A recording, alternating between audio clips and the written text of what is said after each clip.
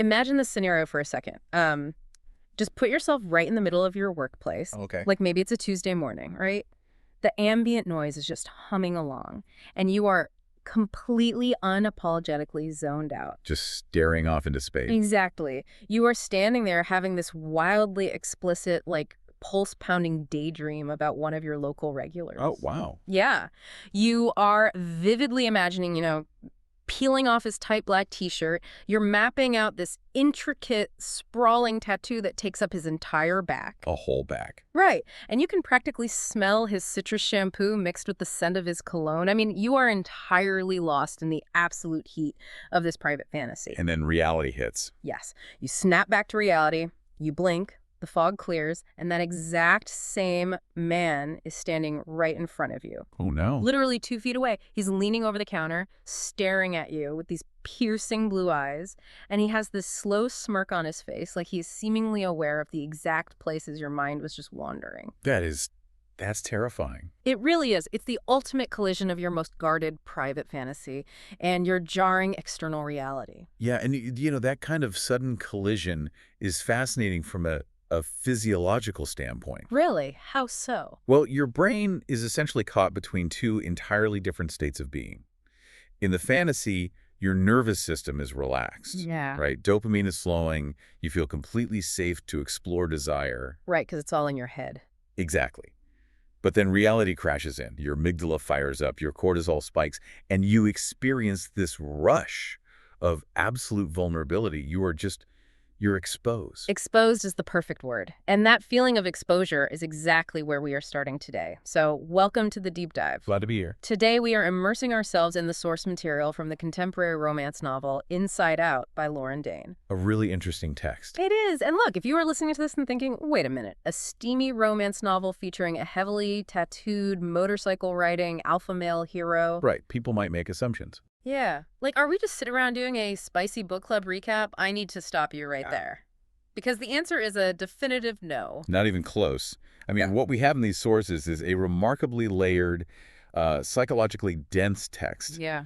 Beneath the surface architecture of classic romance tropes, there is this meticulous exploration of human psychology. We're looking at a dual narrative here. So on one side, we have Ella Tipton. Right. And she is a survivor of extreme domestic violence who has spent the last few years painstakingly, almost obsessively, rebuilding her shattered life. And her nervous system, too. Which is huge. And then on the other side, we have Andrew Copeland. He goes by the nickname Cope. He's a former cop turned security expert and carpenter. Which, on the surface, he presents as this quintessential, charming, dangerous bad boy. He does. But internally, he has been executing a campaign of extreme patience. I mean, he has been waiting for years for Ella to heal enough to view him as a potential equal partner, rather than just a protective, towering friend. Okay, let's unpack this. Our mission for this deep dive is to look at how this specific text uses the highly structured framework of a romance novel to dissect the complex mechanics of trauma recovery. Yeah, that's exactly it. We are going to explore the vital, often life-saving importance of what we call found family. And we're also going to look at the incredibly delicate, terrifying process of reclaiming one's agency and one's physical body after horrific abuse. It's a heavy topic, but it's handled so well. Right. So I want you, the listener, to think about a time in your own life when you had to rebuild yourself from scratch. It doesn't even have to be trauma. Exactly. Maybe it was a devastating career failure or a bankruptcy or just really terrible breakup. Anytime you had to stand in the rubble of your life and start over. How did you define your new safe spaces? How did you decide who you let in and who you kept out? That's the core of it. Today, we are examining how a person systematically pieces their autonomy back together and how the introduction of romantic trust can actually act as the final, most volatile catalyst for that healing. And the progression of that healing is what makes the material so compelling. The author deliberately avoids that standard romance convention of throwing two strangers together in a vacuum. Right, the typical meet cute. Yeah, no meet cute here. She grounds their connection in years of pre-existing observation. They have this foundation of casual, daily interaction before any romantic tension is ever acted upon. Which brings us right back to that opening scene in the cafe because it establishes the baseline so perfectly. It really does. We get Ella's daydream first. It is incredibly immersive. She is imagining this massive, intricate Chinese dragon tattoo. Oh, right. The one the text specifically notes was inked by their mutual friend Brody Brown over a grueling 6-month period. Yes, that one. It wraps around Cope's bicep and dominates his back. She's imagining the taste of his salty skin, the physical sensation of the ring in his left nipple. It is a full sensory takeover. And then Ella, hello, she blinks and he is standing right there, leaning on her counter, asking for his usual Americano and an amaretto almond biscotti. And notice how he handles the moment he catches her blushing. He leans in and says, "You know, if I didn't know you better, I'd say you were having a very naughty fantasy in your head just now." I love that line. It's charming, yes, but it reveals a critical underlying dynamic. That Yeah. phrase, "if I didn't know you better," they have a deep established history. He comes into her workplace every single day. He knows her rhythms, he knows exactly how she likes her coffee, and she knows his. Without even asking, she adds a shake of cinnamon to his Americano because she has his preferences committed to memory. Right, that level of casual, unthinking intimacy is already baked into their dynamic. But I find the contrast between her perception of him and his internal reality to be the most compelling part of this setup. Oh, completely. Like in Ella's head, Cope is entirely out of her league. She views him as this smooth, lethal weapon of a flirt. She sees women throwing themselves at him constantly. She thinks of him as a predator in the dating pool, basically. Right, but then the source material pulls us inside Cope's head, and the narrative flips entirely. It does. His internal monologue completely recontextualizes his outward behavior, because he reveals that his distance from her romantically over the years wasn't a lack of interest at all. Right, he was totally into her. Oh, yeah. It was a highly conscious, deliberate strategy. He watched her light dim during her abusive relationship. He saw the aftermath of her nearly being killed. And he made the calculated decision to wait. Which is pretty rare for the typical romance hero. Exactly. Why wait? Because he understood the psychology of vulnerability. He knew that if he approached her while she was still entirely broken, while she was still frantically trying to find her footing, he wouldn't be a partner. He would just be a savior. Right. He would be another large, powerful man trying to manage her life under the guise of helping her. He explicitly thinks about how she needs to be someone who leans on him but doesn't cling.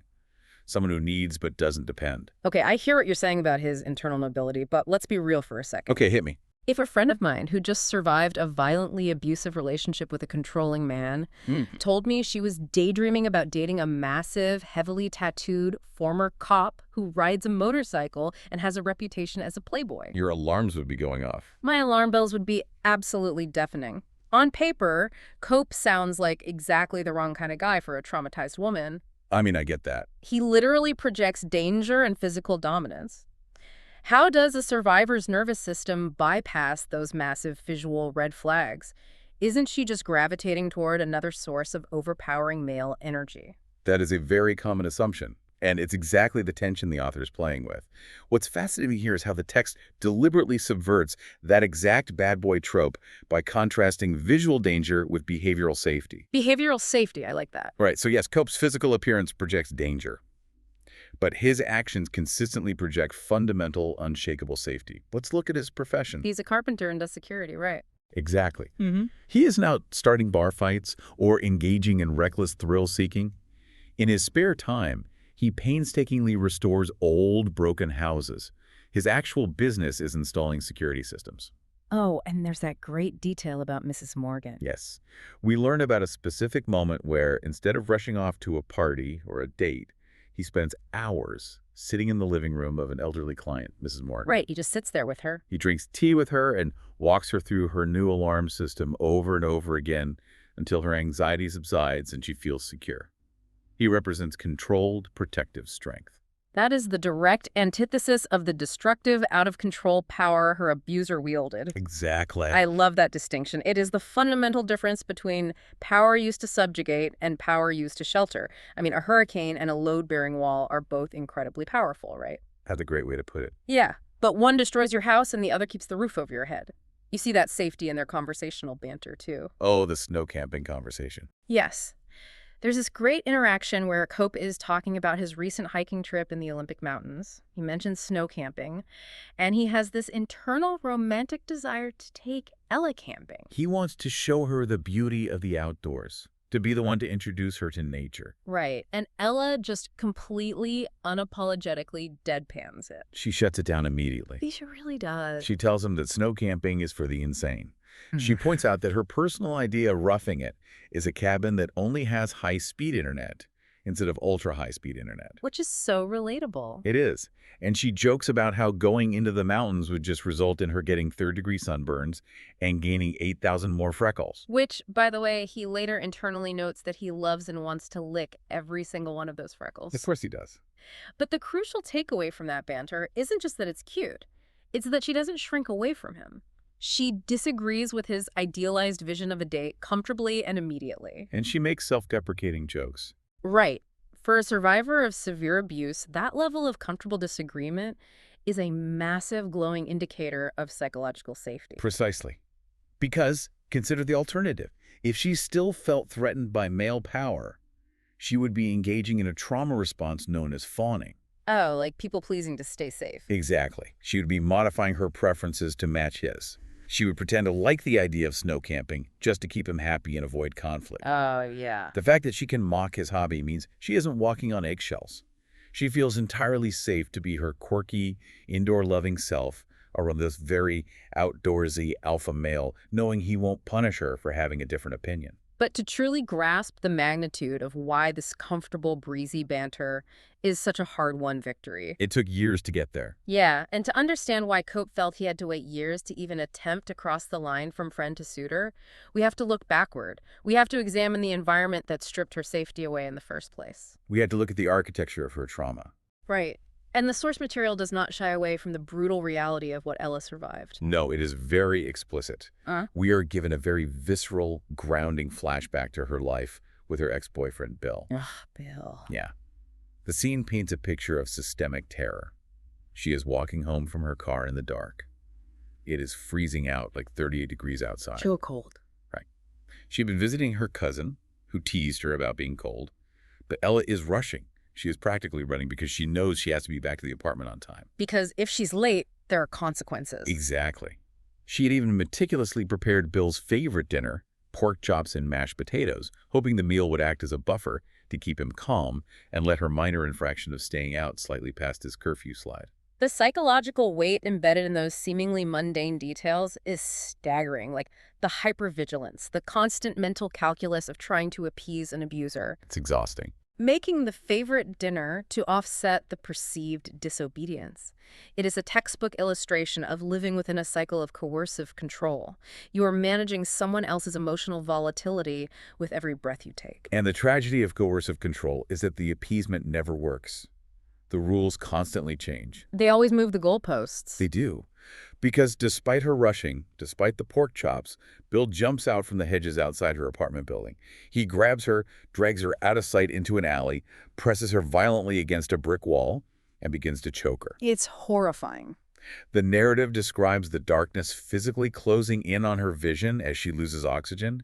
And as he is literally strangling the life out of her, he whispers a line that reveals the true core of his abuse. Oh, I know the line. It's chilling. He says, "See what could happen if you stay out after dark.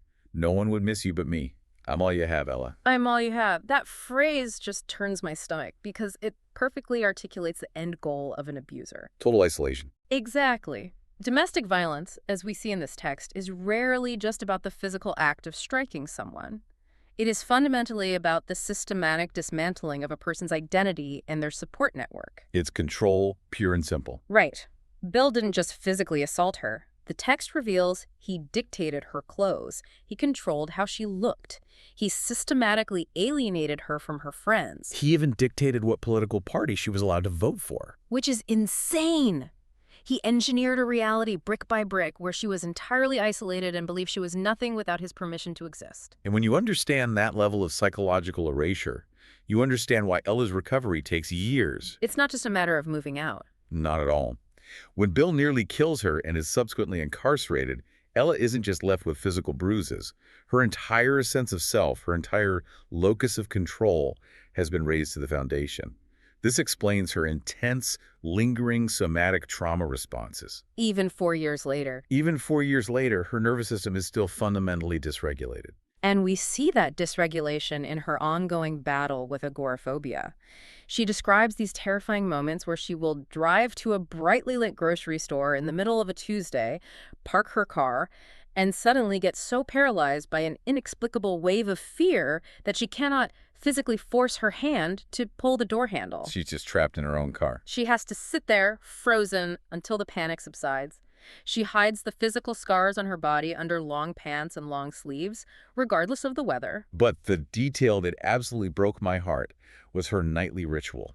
Oh, the chair. Every single night, before she goes to sleep, she lines up her desk chair perfectly against her double-locked apartment door. Just to check it. Exactly. She does it so that when she wakes up in the morning, she can check to see if the chair has been moved even a fraction of an inch. That ritual with the chair is such a profound manifestation of PTSD. In trauma psychology, we often talk about how the body keeps the score.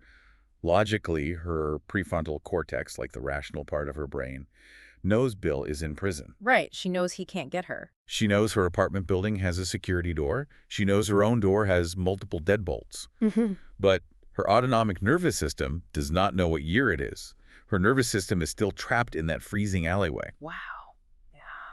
The chair provides tangible physical proof of boundary integrity. She requires that visual confirmation that her space hasn't been violated just to feel safe enough to draw a breath. You know, it makes me think about trauma recovery not as simply healing, but as something far more structural. Okay, tell me more. If you'll allow me a metaphor, it's kind of like trying to rewire a house while the electricity is still running. It's like a video game skill tree. Right. Before she can unlock romantic relationships, she has to re-level her base survival skills. All right. You can't just flip a master switch, go to therapy, and suddenly install a healthy romantic relationship fixture. If you try to plug a high-voltage connection like Cope into a system that is still sparking and short-circuiting, the whole house burns down. That's a great image. Ella has to go room by room, painstakingly repairing the baseline wiring just so the house doesn't catch fire when she turns on the lights. That is a highly accurate way to visualize it. She has to rebuild her baseline capacity for safety before she can even entertain the concept of vulnerability. Exactly. First, she has to wire the physical safety room, getting the secure apartment with the good locks. Then she has to wire the financial independence room. And the text places a massive emphasis on this part. It does. Ella is highly educated. She is actively working on her master's degree in social work, yet she spends her days working at the local cafe, making coffees, wiping down counters, and managing the till. And why does she do that? Because paying her own rent with money she earned through her own physical labor proves to her nervous system that she controls her own resources. In her mind, if she relies on anyone else for money or housing, she is immediately vulnerable to being controlled again. Nobody can ever hold a roof over her head as leverage. Right. That fiercely protected financial autonomy is a direct psychological countermeasure to the financial abuse she likely suffered. And we see this reclamation of autonomy manifest physically as well. Yeah. The author uses Ella's body art as a really powerful narrative device. Oh, the tattoo by Brody. Yeah. The text describes this sprawling tattoo on Ella's hip and back, progressively inked over a year and a half by their friend Brody. It didn't start as a massive piece. It was just a small clover at first, right? Exactly. It started as a small, simple four-leaf clover, but with every new psychological milestone she achieves, Brody adds to it. He inks roots spreading out, drifting blossoms climbing her back. It's a literal map of her healing. It's not just decorative or an aesthetic choice. It is a profound, painful act of reclaiming the physical territory that was once brutalized. Bill tried to destroy her body. By sitting in a tattoo chair and choosing to endure a different kind of pain, like a controlled, consensual pain that results in art, she is permanently marking her own progress on her skin. She is proving ownership of herself. And it is notable that Brody, the artist, is one of the very few people who knew about the tattoo's progression at first. It shows how carefully she guards her vulnerabilities and her victories. That makes total sense. Reclaiming her independence through her job, her apartment, and her body is obviously the most vital thing she must do to survive. But this brings us to one of the most painful paradoxes of her recovery. Which is? The very boundaries she must erect to save her own life inevitably isolate her from her biological family. Her need for absolute autonomy forces her to build a completely new, alternative support system. Oh, this part. Listen, if you are listening to this and you've ever felt a deep, twisting guilt for dreading a holiday dinner with your biological family, this next section is exactly why. Yeah. You aren't crazy. You are just reacting to an environment that lacks psychological safety. The text give us a masterclass in the tension between biological family and found family. We see a very clear, uncomfortable contrast here. We really do. So Ella attends a twice-monthly obligatory dinner at her parents' house in Des Moines. It's a classic family dinner. Right. On the surface, it's Norman Rockwell. Her mother is cooking a beautiful roast beef. Her dad is relaxing in his favorite armchair. The house smells like garlic and warm apple pie. It is the absolute picture of Midwestern domestic comfort. But the vibe is entirely different. The psychological atmosphere in that room is suffocating. It is thick with profound disapproval. And the conflict here is built on a foundation of tragic misunderstanding. Because our parents clearly love her. Oh, they definitely love her. But they absolutely do not understand the mechanics of trauma. After the attack, their instinct was to pull her back in. They wanted her to move back into her childhood bedroom. They offered to empty their retirement savings to pay for her schooling so she wouldn't have to demean herself, in their eyes, by working at a coffee shop. Right. From their neurotypical, non-traumatized perspective, Ella's steadfast refusal to accept their money looks like stubbornness. It looks like a rejection of their love. Because they lack the psychological framework to understand what coercive control does to a person's brain. They think the equation is simple, like, the bad man is in prison, therefore you are safe, so let us take care of you. They miss the nuance completely. They completely miss the reality that for Ella, being taken care of, being financially dependent, living under someone else's roof, it feels dangerously identical to the beginning stages of being controlled. Exactly. Paying her own rent, working a service job, isn't a rejection of her parents. It is the life raft keeping her from drowning in panic. Yet her mother makes these incredibly passive-aggressive comments, comparing Ella's cafe job to her brother Mick, who is off doing glamorous aid work in Bolivia. Essentially telling Ella she is wasting her potential. Yes. It is a profound lack of validation. Her biological family requires her to perform a version of recovery that makes them feel comfortable. They want the illusion that everything is back to normal. But contrast that heavy, tense, oxygen-deprived roast beef dinner with the environment of her found family. Night and day difference. The text juxtaposes the parent dinner with an engagement party for her friends Brody and Elise. The difference in her nervous system's response is just incredible. The engagement party is a completely different universe. She is surrounded by this chaotic, vibrant group.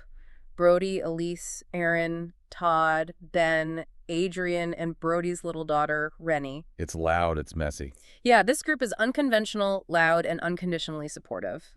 Elise and Aaron, in particular, function as the sisterhood Ella desperately needs.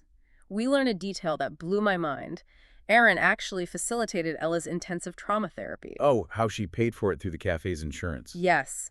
Aaron figured out a way to pay for it through the cafe's insurance policy, giving Ella access to the medical help she needed without making it feel like charity and giving her the space to heal entirely without judgment. And Elise is the counterweight to Ella's isolation. Where Ella's parents want to coddle her, Elise treats her with fierce respect. Elise literally barged into Ella's life and refused to let her hide away in her apartment. Right, she just wouldn't take no for an answer. Crucially, these friends do not pity her. They don't try to manage her symptoms. At one point, Elise looks at Ella and tells her, "You are the boldest person I know." I love that quote. They look at a woman who freezes in grocery store parking lots and works at a coffee shop, and they see immense strength, not just damage. They validate her reality. So what does this all mean for the broader narrative? Like, why does the author spend so much time establishing this friend group? If we connect this to the bigger picture of the text, the author uses multiple side characters to reinforce this central thesis that chosen families often provide the emotional validation that biological families are incapable of offering. It's a huge theme. It is. It isn't just Ella who experiences this. Take the subplot involving Cope's brother, Ben. Ben is part of this found family, and he is in a loving, deeply committed polyamorous triad with Aaron and Todd. Right. It is a highly unconventional relationship structure by societal standards, but the narrative explicitly portrays it as incredibly healthy, communicative, and full of mutual respect. But Ben's biological father, who is also Cope's dad, is the complete opposite of supportive. Unsupportive is a mild way to phrase it. The text details a phone call where the biological father cruelly demands a DNA test for the baby Aaron is currently carrying. It's just so toxic. He explicitly insinuates that he hopes the child isn't Ben's, so Ben won't be permanently tied to this unconventional family. Worse, he drops a breathtakingly toxic hint that it would be more convenient if Aaron simply miscarried rather than bring a child into their triad. Wow. It is an act of emotional violence from a parent. And how does Ben survive that psychological blow? By immediately turning to his chosen family. He leans on Todd, on Aaron, and on his brother Cope, who looks at Ben's triad and validates his brother's family structure completely, without reservation. It just shatters the cultural myth that blood is thicker than water. Biology does not guarantee emotional safety. Sometimes the people who share your genetic code are the ones who cause the most profound harm, or simply lack the emotional capacity to understand your truth. Found families, however, are built entirely on a foundation of mutual acceptance and shared survival. And I think absolutely nothing encapsulates the purity of this concept better than little Rennie's speech at the engagement party. Oh, the toast. The author uses the child's perspective to distill the theme perfectly here. It's so sweet. Rennie, who is maybe 6 or 7, takes the microphone to give a toast. She doesn't understand the complex adult dynamics, but she understands safety. She publicly thanks her unconventional support system. She points to Ben, Todd, Adrian, and Cope and calls them her uncles. Even though they aren't related. Right, they share zero DNA with her, but they are the men who sit on the floor and play Barbies with her, who read her princess books, who show up. And then she specifically turns to Ella and thanks her for making her peanut butter and marshmallow sandwiches, because Ella's the one who remembers that's her absolute favorite food. It is such a beautiful, grounding moment. Rennie doesn't care about legal marriage certificates or DNA or conventional Midwestern family structures. She cares about who shows up when it counts. She cares about the actions. Right. She cares about who pays enough attention to remember how she likes her sandwiches. That attentive, unconditional love is the mortar that holds this group together. And it is strictly within the boundaries of this fiercely protective, unshakable found family that Cope is finally able to initiate his shift. Ah, here we go. He looks at Ella surrounded by these people. He sees that the emotional scaffolding is fully in place. He knows she is financially secure, and he decides it is finally time to change his approach from platonic protector to romantic suitor. And the way he executes this transition is just a masterclass in emotional intelligence. He understands that for a survivor of coercive control, a sudden, overwhelming declaration of romantic intent would feel like an ambush. It would trigger her flight response immediately. Yes. So he doesn't just corner her and expect her to adapt to his feelings. He embarks on a highly deliberate, multi-pronged campaign of seduction. And the core, non-negotiable tenet of that campaign is establishing physical and emotional trust. He uses trust, rather than aggressive pursuit, as the ultimate aphrodisiac. It is brilliant to watch unfold. We see this campaign play out over a series of very specific encounters. First, we get the girls' night out at the local dance club. With Elise and Aaron. Right, Elise and Aaron, doing what best friends do, practically have to force Ella out of her comfort zone, making her wear a slightly revealing plum-colored top instead of her usual armor of baggy sweaters. A big step for her. And when Cope sees her at the club, he doesn't hold back his reaction. He flirts with her heavily. He steps right into her personal space, looks at her, and tells her she has beautiful breasts and she shouldn't hide them. Very direct. Yeah. It totally flusters her, it pushes her boundaries slightly, but it establishes his physical attraction undeniably. But the real work happens on the dance floor. The dance floor scene is pivotal. They are out there, the music is loud. I think Whitney Houston's It's Not Right, But It's Okay is playing. The room is dark and packed with bodies. A tough environment for her. For someone with trauma and mild agoraphobia, this is a highly triggering environment. And predictably, a random drunk guy tries to grind up against Ella from behind. Which is the exact moment a lesser romance novel would have the alpha male throw a punch, start a bar brawl, and drag the heroine out by her wrist to protect her. Exactly. A stereotypical alpha reaction would center the man's ego and aggression. But Cope does the exact opposite. He doesn't start a macho fight. What does he do instead? He simply uses his considerable physical size to smoothly step in and position himself directly behind Ella. He creates a solid, unmoving physical barrier between her and the stranger. Wow, that's smart. He shields her back with his body, but he does it completely in tune with the rhythm of the music. He becomes a human anchor. By securing her blind spot, he allows her nervous system to stand down. He allows her to close her eyes and actually feel the joy of the music without the exhausting hypervigilance of constantly checking over her shoulder. He provides safety, which in turn allows her to experience the physical pleasure of dancing. It's the polyvagal theory in action on a dance floor. It really is. He sends cues of safety to her nervous system so her social engagement system can come online. And he ends that entire interaction with just a quick, incredibly brief peck on the lips, just a taste of intent, and then he backs off. But the wooing campaign doesn't stop at physical protection. No, it doesn't. Later on, at that same engagement party we discussed, they escape the noise in the crowd and end up alone on a balcony overlooking the water. It's chilly out, so what does he do? He drapes his large suit coat over her shoulders. Again, a physical provision of warmth and containment. And then, standing there in his coat, they start talking about poetry. She mentions how much she loves Mary Oliver's poem Wild Geese, which her brother introduced her to. And Cope, the rugged motorcycle-riding carpenter, counters by quoting Pablo Neruda's love sonnets to her. That exchange does two things. First, it reveals a profound intellectual depth to Cope that actively contradicts his rugged, intimidating exterior. All right, he's not just a meathead. Far from it. But more importantly, it establishes deep emotional intimacy. It's on this quiet balcony, literally wrapped in his scent and his coat, engaging in intellectual banter, that Ella feels safe enough to offer up a genuine vulnerability. The confession. Yes, she confesses her lingering agoraphobia to him. She admits her deep shame about freezing in the grocery store parking lot. She hands him a piece of her brokenness. And this is the turning point of the entire narrative, because how does Cope react to this confession?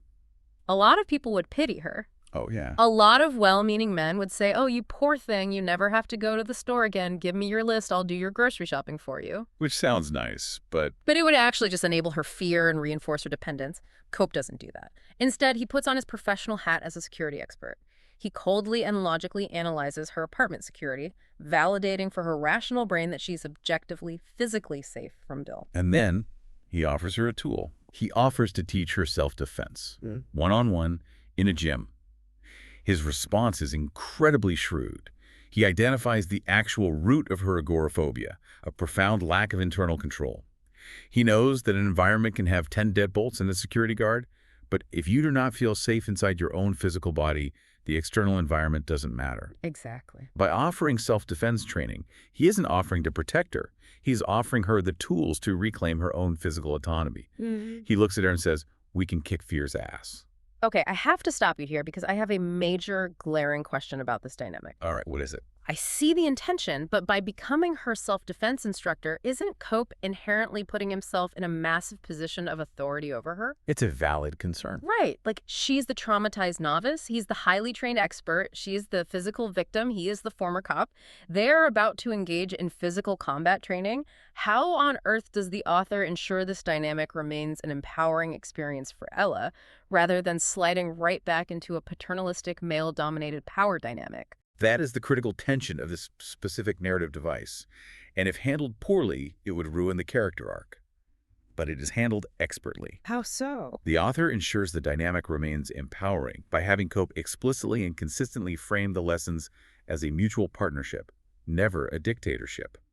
He doesn't bark military orders at her. He asks for her explicit verbal consent before initiating any physical contact. Which is huge for her trauma. Exactly. During the lessons, he constantly praises her fierce focus. He asks her what she's thinking about to keep her grounded in her body. He treats her as a capable student, not a fragile victim. Yeah, and her internal grounding technique is actually hilarious. She admits to him that to get pumped up and aggressive enough for the sparring, she is mentally blasting Metallica's Master of Puppets in her head. I love that detail. And instead of mocking her or acting superior, Cope just laughs out loud, completely rolls with it, and shares his own awkward teenage memories of listening to that exact album in his parents' basement. Precisely. That specific banter levels the playing field. It completely removes the hierarchy of expert and victim. It makes them peers. But fundamentally, the genius of utilizing self-defense lessons in a trauma narrative is the neurological rewiring it facilitates. Think about the physical reality of the lessons. They require intense physical contact, grabbing wrists, blocking blows, falling to the mat, feeling the weight of a man. That sounds triggering. It could be, but it happens entirely on Ella's terms, within a controlled environment that she consented to and can stop at any time. From a somatic psychology perspective, Cope is effectively helping her overwrite her physical trauma. Overwriting the trauma. Right. In her attack, her fight-or-flight response was thwarted. She was trapped. By fighting back on the mat and successfully breaking Cope's hold, she is finally allowed to complete that frozen stress cycle. He's replacing the sensory memories of being overpowered by an abuser with new, powerful sensory memories of successfully blocking a massive man's grasp and escaping. He is weaponizing his own intimidating size and strength to teach her how to defeat size and strength. It's like exposure therapy disguised as a romance trope. And, of course, because he is smooth, he seamlessly parlays that sweaty physical sparring session into an official date. Very smooth. They finish a grueling lesson. They were both breathing hard. He walks her to the elevator, backs her up against the wall, kisses her with real intent, and says, "We should go out. On a date, all official-like. Pizza and pool with the rest of the crew." It is pitched casually to lower the pressure, but the intention is crystal clear. All of this careful groundwork, the years of patience, the poetry on the balcony, the neurological rewiring on the gym mat, it all leads inevitably to the tipping point where the platonic dam finally breaks and the romance takes over completely. We see that culmination perfectly orchestrated in the final scenes of the source material, and the author times it to happen on a day that is incredibly symbolically loaded for Ella's character arc. Let's set the final scene. It is a day of massive triumphs. It is Ella's absolute final day managing the cafe. A huge milestone. She has officially secured a full-time job at a nonprofit agency that specifically helps families who have been torn apart by domestic violence. She is just days away from officially receiving her master's in social work. Everything is coming together. To celebrate, her friends, her found family throw her a surprise party in the cafe after hours. There are balloons. Elise and Aaron are there cheering. Adrian brings this massive, decadent chocolate death cake from a bakery in West Seattle. It is a pure, unadulterated celebration of her hard-won independence. And it is amidst all this celebration of her professional and personal milestones, surrounded by the safety net they have built, that Cope makes his most definitive public move. What does he do? He doesn't pull her into a back room. He walks right up to her in front of all their friends, in front of the people who matter most to her, and kisses her directly on the mouth. Oh. And the text makes it clear this isn't a friendly peck on the cheek to say congratulations. No, it is not. It describes it as a kiss that steals the air straight from her lungs. He is publicly staking a claim. He is declaring his intentions respectfully, but undeniably, to her entire community. And the miracle of the moment is that she doesn't freeze. Her nervous system doesn't panic. She actually sinks into the kiss. She has this profound internal realization that even just a few months prior, the mere thought of kissing a man in public would have given her cold sweats and sent her running for the door. But because it's Cope. Because of the massive foundation of trust they've built, she enjoys it. Her friends are practically cheering in the background. Elise had literally whispered in her ear earlier in the night to bang that drum because it was so overwhelmingly obvious how much Cope wanted her. They're all rooting for them. So the public kiss acts as the spark, the official declaration. But the real explosion, the true psychological climax of the story, happens later that night when Cope drives her home. The car scene after the party is the ultimate victory of the narrative arc. It is the moment all the subtle psychological work pays off. Set the scene for us. They're sitting in the cab of his truck, parked outside her apartment building. The romantic tension is incredibly thick. Cope finally admits out loud what we, the readers, have known all along, that he has been wanting to kiss her for years, but he knew he had to wait her out. And he leans in to kiss her again. Here's where it gets really interesting, and where Lauren Dane shows her skill as a writer. In the enclosed space of the car, Cope leans in, but he deliberately stops. He leaves a gap. He leaves a gap of a few inches between their faces. He puts the ball entirely, 100%, in her court. And Ella is the one who closes the final distance. Which is so important. Ella moves her body into his space. Ella slides her hand up his chest, tangles her fingers in his hair, and tugs it to pull his mouth closer. Ella opens her mouth to him and confidently nips his bottom lip. That initiation cannot be overstated in its importance. This isn't just a steamy romance scene. It is a profound psychological triumph over abuse. It really is. Ella isn't just passively accepting affection because she feels she owes him or because she is fawning to keep him happy. She is actively, aggressively pursuing her own sexual desire. The woman who was terrified of a dark parking lot. The woman who lined a desk chair up against her deadbolted door every single night is demanding physical intimacy from a large, powerful man. She has entirely reclaimed her physical desire. And Cope's reaction to her initiation is just as important as the initiation itself. He is incredibly aroused. The text makes it very clear that his body is fully physically reacting to her touch. He desperately wants to take it further. But what does he do? He pulls back. He groans. He is breathing heavily. He's clearly struggling with his own restraint, but he physically stops the progression of the encounter. He makes a self-deprecating joke that if they don't stop, the police will be called for public indecency. Trying to lighten the mood. But the underlying reality is that he is actively ensuring they do not rush this monumental step in the front seat of a parked truck on a city street. His restraint in that specific moment is the ultimate, undeniable proof of his character.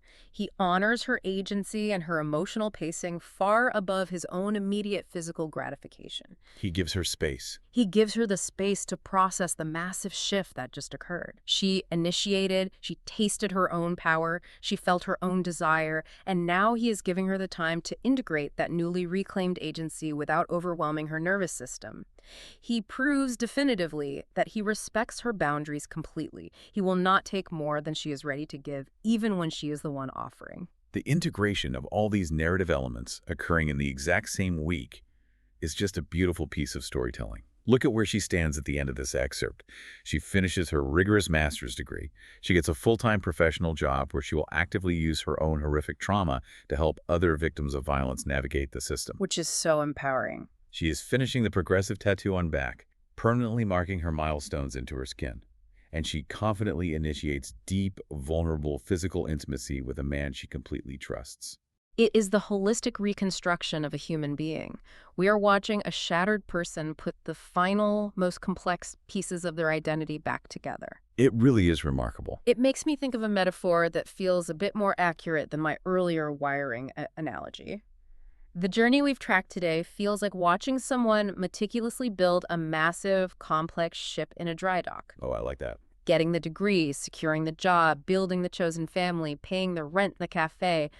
All of that grueling, unglamorous, exhausting work is constructing the hull of the ship. It takes years. It is tedious. It requires keeping the water out at all costs. But that moment in the car, reclaiming her desire and pulling Cope in for a kiss. That's the launch. That is finally breaking the champagne bottle on the bow and launching the ship into the open ocean. She's no longer just surviving in a controlled environment, she is sailing. That is a very apt metaphor. The dry dock is absolutely necessary for basic survival and construction, but the open ocean is where a life is actually lived. And she couldn't launch that ship, she couldn't invite Cope on board, until she knew for an absolute fact that the hull she built with her own two hands was entirely watertight. So, as we synthesize this incredibly dense journey we've taken today, we started with a woman who was paralyzed by a freezing dark parking lot. A woman who was haunted by the ghost of a man who tried to literally and figuratively erase her from existence. And we watched her transform. She did it through the incredibly steady, stubborn application of financial and physical independence. She did it through the unshakable scaffolding provided by a chosen family that loved her without conditions or expectations. And she did it through the patient, deeply respectful pursuit of a man who didn't see her as a broken bird to fix, but as a fiercely strong partner to stand beside. It truly serves as a profound psychological blueprint for recovery. It reminds us, fundamentally, that trauma does not have the final word on a person's capacity for joy. The process of piecing a life back together is agonizingly slow, it is nonlinear, and it requires immense courage to face the things that terrify you. Whether that is forcing yourself to open a car door in a grocery store parking lot, or choosing to open your heart to a new relationship. Exactly. And I want to connect this directly back to you listening to us right now. Whether you are driving your commute, walking your dog, or doing the dishes. We all face periods in our lives where we feel like our agency has been compromised or stolen from us. Everyone goes through it in some form. Maybe you didn't survive a physically violent relationship. Maybe your trauma was a profoundly toxic, manipulative workplace that systematically stripped your confidence over 5 years. Maybe it was a family dynamic that constantly made you feel small and unheard.